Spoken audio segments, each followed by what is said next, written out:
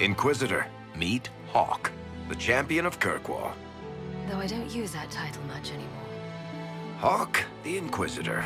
I figured you might have some friendly advice about Corypheus. You and I did fight him, after all.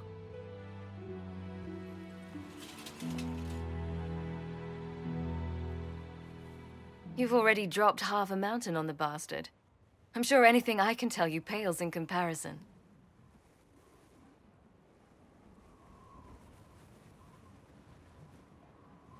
Whatever you know helps. Corypheus will keep killing people until he gets what he wants, and he wants to be a god. I suppose you'd better stop him then. You're right. That does pale in comparison. All right, I'll tell you what I know. For whatever good it does. Varric said that you fought Corypheus before. Fought and killed. The Grey Wardens were holding him, and he somehow used his connection to the Darkspawn to influence them. Corypheus got into their heads, messed with their minds, turned them against each other. If the Wardens have disappeared, they could have fallen under his control again.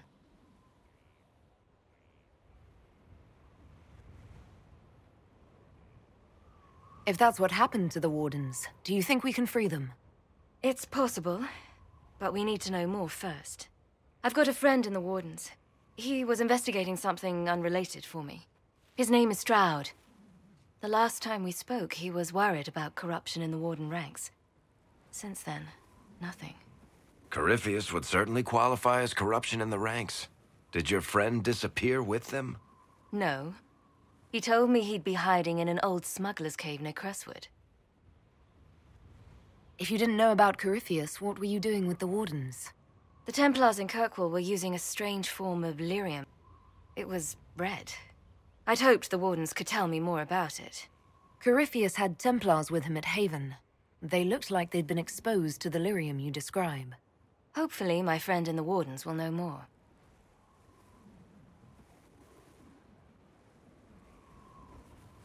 I'll take any lead I can get at the moment. Good.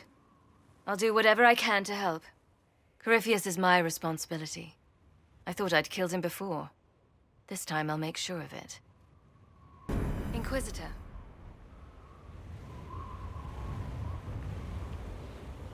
You said you thought you killed Corypheus. The Grey Wardens had him imprisoned. They used my father's blood in a ritual to seal Corypheus inside. But he could still reach out and influence the Warden's thoughts. He sent them after me. And I didn't just think I killed him.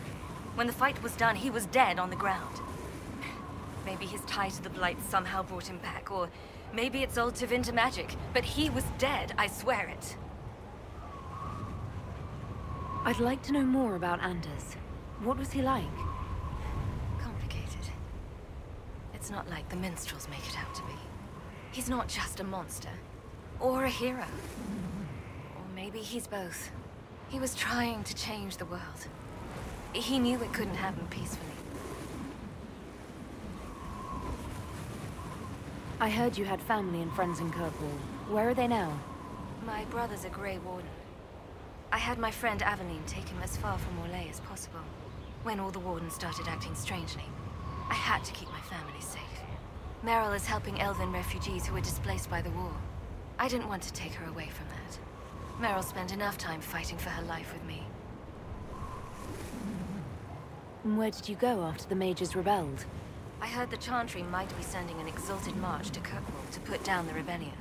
I hoped that leaving would save lives and force the Divine to divide her forces to come after me. As it turned out, I needn't have bothered. All the circles started rising up and the exalted march never came.